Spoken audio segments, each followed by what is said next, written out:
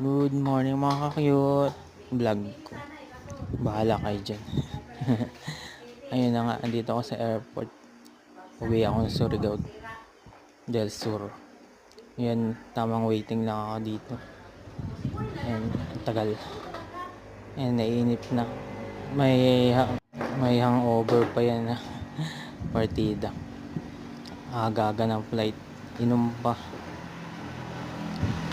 Sakit sa ulo.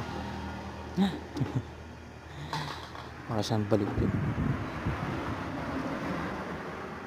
Ayun, on the way na sa aeroplano. Boarding na yun.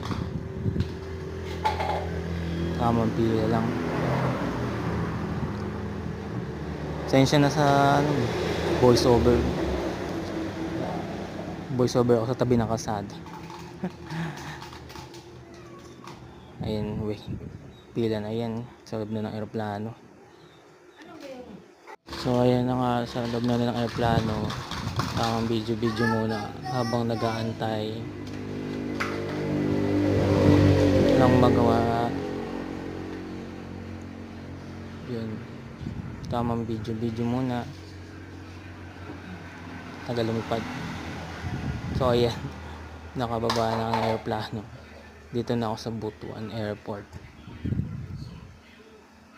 Lakad-lakad ang init.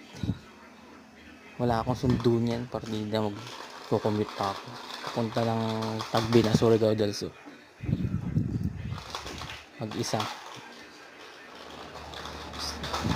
Agad na yung mukha ako dito.